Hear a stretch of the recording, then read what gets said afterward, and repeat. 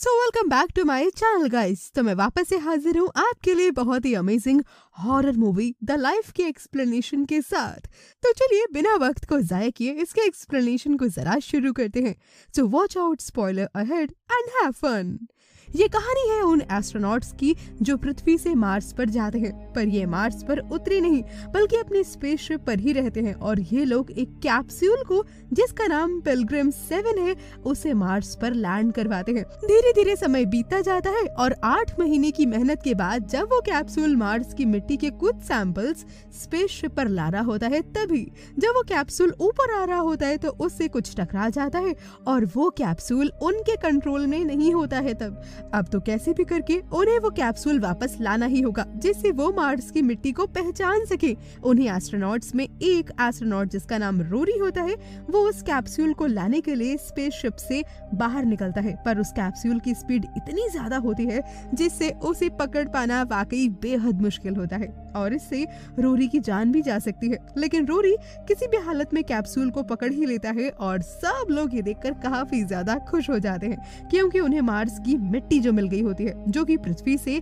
लाखों डॉलर खर्च करके लाखों किलोमीटर दूर आकर इतनी मुश्किल से उन्होंने पाई होती है। उस स्पेसशिप में 6 एस्ट्रोनॉट्स होते हैं।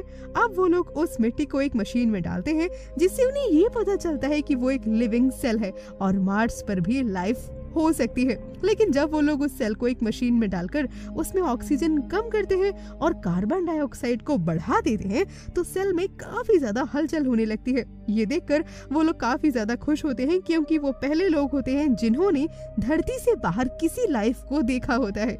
वो एस्ट्रोनॉट्स पृथ्वी पर सबसे कांटेक्ट में रहते हैं और हमेशा पृथ्वी के बच्चों से भी बातें करते रहते हैं, जिसमें से एक बच्चे ने उस सेल का नाम दिया होता है कैल्विन।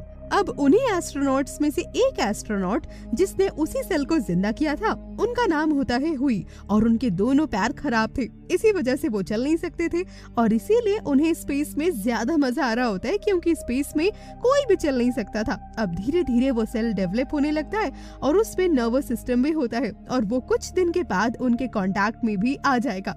अब हुई कैल्विन की तरफ जब अपनी उंगली बढ़ाते हैं तो वो सेल उसकी उंगली से तुरंत लिपट जाता है। मतलब कि कैल्विन हर चीज को फील कर सकता है, सेंस कर सकता है। पर कुछ दिन बाद जब कैल्विन थोड़ा और बड़ा हो जाता है तो ह्यूई देखते हैं कि वो कोई और हलचल नहीं कर रहा है, जैसे कि हुई ये सोचते हैं कि सेल को किसी भी हाल में एक्टिव रखना जरूरी है क्योंकि इससे हम शायद पृथ्वी के कुछ मेडिसिन बना सकते हैं और इसीलिए वो कैल्विन को इलेक्ट्रिक शॉक देने का सोचते हैं। पर जब हुई उसे इलेक्ट्रिक शॉक देते हैं तो कैल्विन तुरंत एक्टिव हो जाता है और हुई के हाथ को जकड़ लेता है जिससे कि उसके हाथ का इलेक्ट्रिक शॉक रॉड भी टूट जाता है।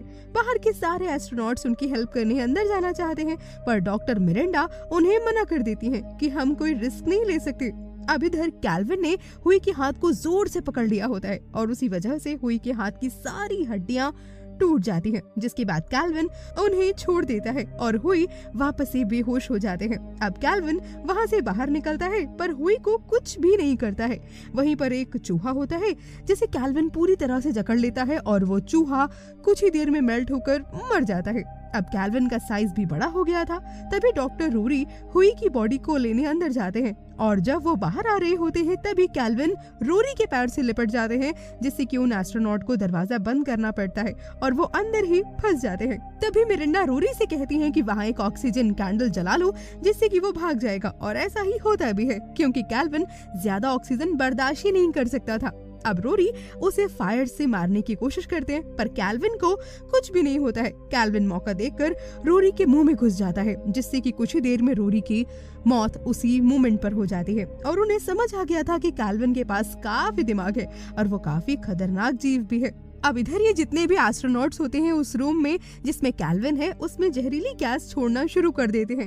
तभी गैस की वजह से कैल्विन रोरी के डेड बॉडी से निकलता है पर वो काफी बड़ा हो चुका था और वो हर उस होल से निकलने की कोशिश करता है जिसमें से गैस निकल रही थी। पर वो लोग एक एक करके सारे होल्स को बंद कर देते हैं लेकिन कैल्विन लास्ट वाले होल से किसी भी तरीके कोशिश करके बाहर निकल ही जाता है। वो लोग बहुत ज्यादा डर जाते हैं ये देखकर कि अब कैल्विन है कहाँ। अब जितने भी एस्ट्रोनॉट्स होते हैं पृथ्वी पृथ्वी पर कांटेक्ट करके उन्हें इस बारे में बताना चाहते थे कि यहाँ पर एक्चुअली में हो क्या रहा है, लेकिन उनका कनेक्शन टूट जाता है और उन्हें पृथ्वी पर कांटेक्ट करना है तो उनमें से किसी को बाहर जाकर कनेक्शन को रिपेयर तो करना ही पड़ेगा। पर इस काम में सिर्फ 2 ही लोग महारत हासिल कर चुके थे, एक तो डॉक्टर रोरी जो कि मर चुके थे और दूसरी कमांडर कैट। तभी जो कैट होती है ये बाहर जाकर कनेक्शन ठीक करने लगती है और वो देखती है कि ट्रांसमीटर का मेन पार्ट तो खो गया है, और जब वो उसका ढक्कन खोलती है तो कैल्विन उसमें से निकलकर तुरंत उसे जकड़ लेता है। पर स्पेस सूट की वजह से कैल्विन कुछ भी नहीं कर पा रहा था।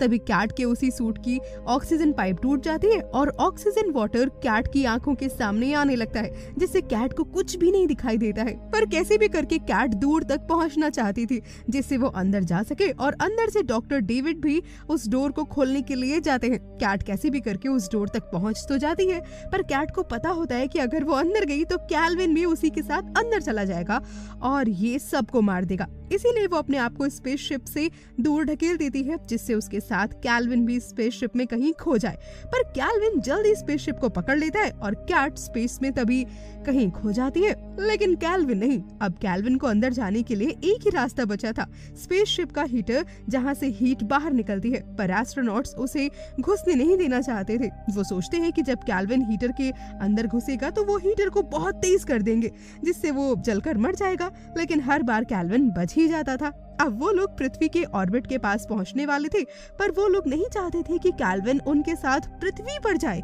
क्योंकि उन्हें पता था कि ये पृथ्वी को भी ऐसे ही बर्बाद कर देगा जैसे कि इसने यहाँ पर तबाही मचाई हुई है। तभी हीटर को बार बार ऑन करने की वजह से उनका फ्यूल बहुत ज्यादा तेजी से खत्म हो जाता है, जिससे वो अब हीटर को ऑन नहीं कर सकते हैं। और इस बात का फायदा उठाकर कैल्विन अंदर फाइनली घुस ही जाता है। वो लोग सारे ऑक्सीजन स्पेसशिप से निकाल रहे होते हैं ताकि कैल्विन सरवाइव ही ना कर पाए ऑक्सीजन की वजह से और इनएक्टिव हो जाए। लेकिन अब क्योंकि ऑक्सीजन को निकालने में उन्हें 4 घंटे लगते हैं, जिससे कि हुई की तबीयत खराब हो जाती है और उन्हें हार्ट अटैक आ जाता है। और तभी डॉक्टर डेविड हुई को इलेक्ट्रिक शॉक देकर उठाने की कोशिश करने लगते हैं। तभी मिरांडा को हुई के पैरों में कुछ हलचल दिखाई देती है, और जब वो उनके पैर के सूट को खोलती हैं तो वहाँ पर कैल्विन होता है और उनके पैर को वो खा रहा होता है। ये देखकर मिरांडा और डेविड एक रूम की तरफ भागने की कोशिश करते हैं, लेकिन कैल्विन उनके पीछे पीछे आ जाता है। पर कैल्विन के आने से पहले ही मिरांडा जल्दी से गेट बंद कर देती है। और अब चौथा आदमी जो कि डॉक्टर शॉ होते हैं, वो अपने आप को एक ग्लास कैप्सूल में बंद कर लेते हैं। कैल्विन उस कैप्सूल को तोड़ नहीं पाता है, जिससे वो वहाँ से चला जाता है। अब इधर मिरांडा और डेविड कैल्विन को ट्रैक ही नहीं कर पा रहे होते, क्योंकि कैल्विन ने ह्यू का वो ट्रांसमीटर भी खा लिया होता है, जिससे वो लोग एक दूसरे को ट्रैक कर पाते हैं। तभी ये दोनों एक जाल बिछाते हैं। अब क्योंकि हुई तो मर चुके थे और ये दोनों जाकर उनकी बॉडी को बांध देते हैं, जिसकी वजह से कैल्विन उनकी तरफ आता है और तभी वो लोग दरवाजा बंद कर देते हैं और कैल्विन वहीं पर फंस जाता है। उसके बाद वो लोग कैल्विन के रूम से सारी ऑक्सीजन निकाल देते हैं, जिससे कैल्विन की हालत में तब्दीलियां आने लगती हैं, जैसे कि वो शुरुआत में था। इधर मिरांडा और डेविड देखते हैं कि उनकी तरफ एक स्पेसशिप बड़ी तेजी से आ रहा है, क्योंकि जब उनका पृथ्वी से कनेक्शन टूटने वाला था तभी उनका मैसेज वहां पर पहुंच चुका था। पर तभी उन्हें पता चलता है कि वो स्पेसशिप एक्चुअली में उन्हें बचाने के लिए नहीं, बल्कि स्पेस में और ज्यादा अंदर ढकेलने के लिए आ रहा है, क्योंकि वो नहीं चाहते थे कि कैल्विन जैसा जीव पृथ्वी पर आए, इसीलिए उन लोगों ने ऐसा स्टेप लिया था। मिरांडा को भी क्योंकि ये बात सही लगती है और वो इस बात से सहमत हो जाती है कि पृथ्वी पर बैठे लोगों ने ये बिल्कुल सही डिसीजन लिया है, अब यही करना होगा। तभी उधर डॉक्टर शॉ को लगता है कि सब कुछ नॉर्मल हो चुका है। वो अपने कैप्सूल से आराम से बाहर निकलते हैं और उस दरवाजे को खोल देते हैं जिसमें कैल्विन बंद होता है, और उसी वजह से डॉक में भी बड़ी गड़बड़ी हो जाती है, जिससे दूसरा स्पेसशिप अटैच होने वाला था। इधर कैल्विन शॉ को पकड़ लेता है और शॉ अपनी जान बचाने की काफी कोशिश करते हैं। वो बहुत छटपटाते हैं, लेकिन कैल्विन उन्हें नहीं छोड़ता है। मिरांडा और डेविड भी उनकी जान बचाना चाहते थे, लेकिन बेचारे वो दोनों भी मजबूर थे, वो क्या ही कर सकते थे। उधर वो स्पेसशिप जब डॉक से अटैच होता है तभी गड़बड़ होने की वजह से वो स्पेसशिप टूट के पूरी तरीके से बर्बाद हो जाता है। अब उस स्पेसशिप में सिर्फ डॉक्टर डेविड और डॉक्टर मिरांडा ही बचते हैं। अब उनका स्पेसशिप धरती की तरफ बड़ी तेजी से बढ़ रहा होता है और उन्हें पता चलता है कि वो तो लैंड करते ही मर जाएंगे, लेकिन हो सकता है ये कैल्विन ये बच जाएगा और पूरी पृथ्वी को बर्बाद कर डालेगा, जिससे वो लोग एक प्लान बनाते हैं। यहाँ पर उनके पास 2 पॉड्स होते हैं जिससे धरती पर लैंडिंग की जाती है, और वो दोनों ये डिसाइड करते हैं कि एक पॉड पर डेविड बैठेंगे और ऑक्सीजन कैंडल की हेल्प से कैल्विन को भी अंदर ले जाएंगे।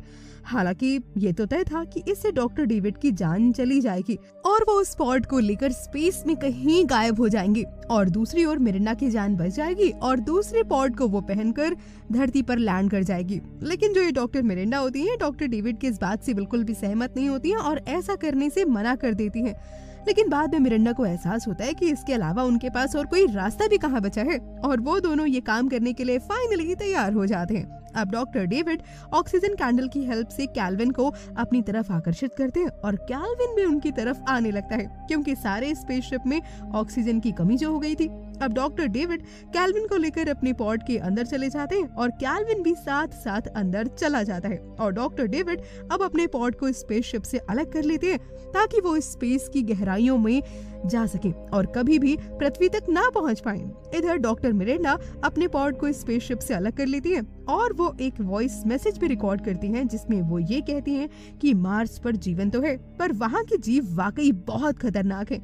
उसी में से एक जीव ने हमारे 4 मेंबर्स को मार दिया है। ना हम उस जीव को मार पाए और ना ही उससे जीत सके, इसीलिए डॉक्टर डेविड ने अपनी जिंदगी का बलिदान दे दिया और वो अपने पॉड की हेल्प से उसे अंतरिक्ष की गहराइयों में लेकर के जा रहे हैं ताकि गलती से भी वो पृथ्वी तक ना पहुंच सके, क्योंकि अगर वो पृथ्वी पर पहुंच गया तो वाकई चंद सेकंड्स में पूरी पृथ्वी को नष्ट कर देगा। वो पूरी मानव जाति को खत्म करके रख देगा।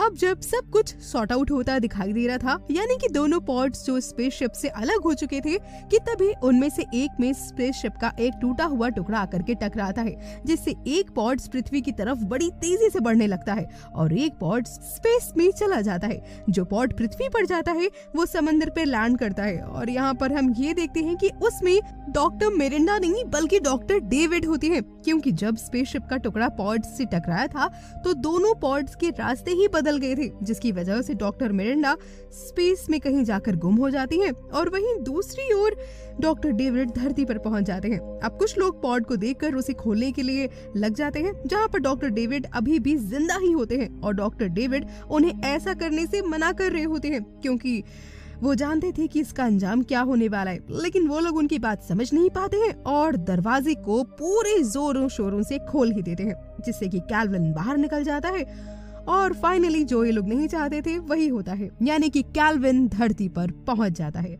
और इसी के साथ ये मूवी इसी सस्पेंस के मोड पर खत्म हो जाती है। तो दोस्तों, कैसी लगी आपको ये मूवी?